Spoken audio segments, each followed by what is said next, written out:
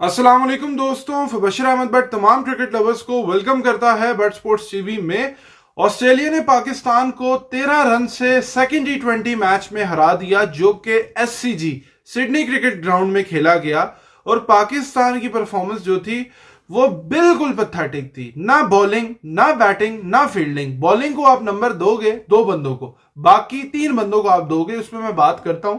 लेकिन ऑस्ट्रेलिया ने 147 रन किए। कमबैक पाकिस्तान ने किया। स्टार्ट बहुत एक्सपेंसिव था, लेकिन उसके बाद पाकिस्तान जो है वो 134 पे कोलैप्स कर गया और 13 रन से पाकिस्तान हार गया। इस पे बात करता हूं मैं। लेकिन ऑस्ट्रेलिया सीरीज जीत गया। 3 मैच पे मुश्तमिल सीरीज थी, 2 वो जीत गया, तो इसका मतलब उनके नाम रही। अगर देखो मैं ओवरऑल रिजवान की पिक्चर आपको नजर आ रही है, तो रिजवान जो है ना सबसे ज्यादा रोल आज की अगर परफॉर्मेंस में देखते हैं ना, तो सबसे ज्यादा हाथ ही था हमारा टोन सेटिंग जो ऊपर से रन्स करने में था। वो कैसे था वो आपको पता चलेगा। लेकिन ये विकेट जो है ना, ऑस्ट्रेलिया को पता था टॉस जीतो बैट करो, ठीक है, पहले जो है यहाँ पे रन्स करे और विकेट फ्रेश है, इतनी आसान नहीं है। और उन्होंने राइट एक फैसला लिया और उनका स्टार्ट बहुत अच्छा था। 2 ओवरों में, 2.5 ओवरों में नसीम शाह को समझ नहीं आ रही, शाहीन को नहीं आ रही समझ। फ्रेजर मैकगर्क जो है वो मार रहा है, शॉर्ट बॉलिंग कर रहे हैं, फुल बॉलिंग कर रहे हैं। कोई प्लान, कोई टैक्टिक नहीं है कि ऑस्ट्रेलियन ग्राउंड है। 2.5 ओवरों में वो 50 स्कोर उनका 47 बोर्ड पे लगा हुआ था। 2 ओवरों में 35 स्कोर था उनका। वो तो हारिस रऊफ के आने से, और वो कैच भी छूटे हैं बीच में, नसीम ने कैच छोड़ा। और ये जस्टिफाई नहीं करता, कैचेस ऊपर हो नीचे हो क्रिकेटर हमारे कर देते हैं, लेकिन एक कैच नहीं छूटा, आगे भी छूटे हैं। उस पर मैं बात करूंगा, साथ लेके चलूंगा ताकि आपको पता हो। ऐसा एनालिसिस आपको मिलेगा नहीं, वीडियो ताखिर से बन रही है। लेकिन हमने कैच पहला छोड़ा, उसके बाद फिर हारिस आया, उसने कमबैक करवाया। हम काफी हद तक एक आउट, फिर बैक टू बैक उसने 2 आउट किए। जो उनका पावर प्ले में स्टार्ट हुआ था, 2.5 ओवरों में 50 रन बोर्ड पे लग गए। वहां से अगले 6 ओवरों में सिर्फ उन्होंने टोटल 6 में सिर्फ 60-61 किया। कम बैक पाकिस्तान का शानदार था, हारिस रऊफ का, और प्रॉपर वो लेंथ बॉलिंग कर रहा था और बांध के रखा उसने। ये तो जिस हिसाब से कह रहे थे 200 कर जाते, लेकिन विकेट में कुछ ना कुछ था। फ्लैट विकेट नहीं थी, विकेट में मूवमेंट थी। हमने शुरू में बॉलिंग अच्छी नहीं की, लेकिन उसके बाद जिस तरह से अब्बास अफरीदी जो है वो बॉलिंग करता रहा, उसने स्लो वन की और जगह पे बॉल गिरे उसके, हारिस रऊफ के बॉल जगह पे गिरे। फिर हमारी फील्डिंग, सुफियान मुकीम के 2-2 चांस छूट रहे हैं, ठीक है, वो चांस क्रिएट कर रहा है, अच्छी बॉलिंग की, उसको चांस मिला, पिछले मैच में मिलना चाहिए था, अरफात को भी खिला लेते, लेकिन उसके चांस मिले, उसने विकेटें फिर भी ली। लेकिन हमने फील्डिंग बहुत बुरी की। पाकिस्तान की फील्डिंग जो है वो बिल्कुल 5 कैच पाकिस्तान ने छोड़े, पाकिस्तान ने स्लिप में भी कैच छोड़े, पाकिस्तान ने फील्डिंग में दायरे में भी छोड़े, पाकिस्तान ने, रिजवान का एक मुश्किल चांस था लेकिन पाकिस्तान के बाबर ने भी कैच छोड़े। तो ये चीज जो है ना जस्टिफाई नहीं होती। कैचिंग वाली जो है फील्डिंग है, कैचेस विन मैचेस होता है, और इस पे भी मलबा नहीं डाल सकते। हमने कमबैक कर लिया था, लेकिन सुफियान को क्रेडिट जाता है, यंगस्टर है, जिस तरह से उसने बॉलिंग की और उसने विकेटें ली, 2 आउट उसने किए और रन्स भी उसने बिल्कुल नहीं खाए। और हारिस रऊफ जितनी उसकी तारीफ करो कम है, उसने भी 22 रन देके 4 आउट किए, कमबैक करवाया पाकिस्तान को। और पाकिस्तान जो है ना वो बॉलिंग से हम नहीं कह सकते कि हम जो है ना वो कर गए, ठीक है, 160 वाली शायद एवरेज स्कोर यहाँ का होता, चीजें होता, लेकिन हमने बांध के रखा उनको। मैक्सवेल जैसे प्लेयर को हमने रोका, चीजें की। और अगर अब्बास की बात करूं तो वो भी, उसमें भी एक नजर आता है कि वो T20 में बड़ा सूट करता है। जो पाकिस्तान एक ढूंढ रहा था, चीजें कर रहा था, वो उसको मिली। और हारिस, सुफियान, अब्बास, ये लोग पाकिस्तान को मैच में लेके आए। लेकिन उसके बाद जिस तरह से पाकिस्तान की बैटिंग रही वो बहुत मायूस कुन थी। पाकिस्तान की बैटिंग का स्टार्ट जो है वो ही पहले बाबर आउट हो रहा है, शायद ज्यादा फरहान को आपने ऊपर नहीं भेजा, पिछले मैच में आप भेज रहे हो, हसीब को बाहर कर दिया, ये समझ नहीं आया।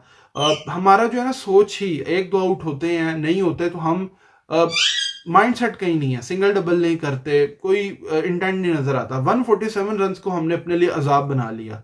बाबर आजम शुरू में शॉट मार के आउट हुआ और जरूरत नहीं थी उस शॉट की। अगर ये नीचे नीचे खेलते, 55-60 रन भी करते ना 10 ओवरों में, तो ये मैच जीत जाना था। हमने विकेट्स इन हैंड जो है ना इंपॉर्टेंट थी। लेकिन ऊपर से जिस तरह बाबर आउट हुआ, उसके बाद जिस तरह साहिबजादा फरहान जो है, ठीक है, उसको चांस आपको ऊपर देना चाहिए था, चीजें करनी चाहिए थी, लेकिन वहां वो भी आउट हो गया। आप राइट नंबर राइट जगह पे नहीं दे रहे हो। ऊपर से दोनों प्लेयर हमारे स्लो हैं। फिर रिजवान जो है उसने जो है 26 बॉलों पे 16 किया, और वो कोई इनिंग्स उसकी नहीं है। 9 ओवर में 9.1 ओवर्स में जाके पहला चौका हमने मारा है। ग्राउंड बड़े, सब कुछ है, या तो फिर आप डबल लो ना, 8-8 रन ओवर पर लो। 9 ओवरों में हमने को 32 रन बनाए हुए थे। क्या हमने वहां से मैच जो है 150 चेस करना, हम तो रन रिक्वायर्ड रन रेट ऊपर ले गए। उनकी बॉलिंग अच्छी थी, उनका एलेट बार्लेट जो है ना, वो एलिस बार्लेट, उन्होंने दोनों ने अच्छी बॉलिंग की, स्पेंसर जॉनसन अच्छे कर रहा था, लेकिन हम लोगों का कोई इंटेंट नहीं था। जिसमें खास तौर पे रिजवान जो है ना, उसको सबसे ज्यादा जो है ना अब क्रिटिसिज्म उस पर जाता है। फिर आपने एंकर वाले player back to back Salman Ali Agha जो है, उसको आपने जो है ना रखा हुआ है, और उसको क्या सोच के आपने वाइस कप्तान बनाया T20 में। वाइट बॉल में दूसरे में समझ आता है, ODI में, लेकिन उस्मान खान की तारीफ बनती है। 50 रन उसने किए, चीकी लगता है लेकिन वो रन्स करता है, शॉट्स अपने खेलता है। पिछले बॉल पे लगता है कमजोर है, अभी आउट हुआ, अभी हुआ, लेकिन उसने किया, पार्टनरशिप लगाई। फिर इरफान खान नियाजी, उसने जो है ना अच्छा एंड पे वो कर रहा था, लेकिन उसके साथ विकेटें नहीं दी, किसी ने सपोर्ट नहीं की। उस्मान गलत जगह पे आउट हुआ। अगर वो पार्टनरशिप ले जाते, क्योंकि हम तो 4 आउट हो गए थे, हमारे तो 40 स्कोर नहीं था, हम 4 आउट थे। 44 पे रिजवान गया, 4 आउट थे हमारे, सलमान भी फौरन चला गया। वहां से वो 100 प्लस करवा के लेके जाते हैं, और फिर आखिरी के आई थिंक 39 रन रहते हैं 40, वहां पे उस्मान आउट होता है और रिस्पॉन्सिबिलिटी नहीं ली। इरफान अगर सेट था, शाहीन जो है वो जंपा पता तेज कर रहा है, लेकिन वो लेग पे जा रहा है, स्किड भी कर रहा है, सब कुछ है, और नसीम शाह की समझ नहीं आई।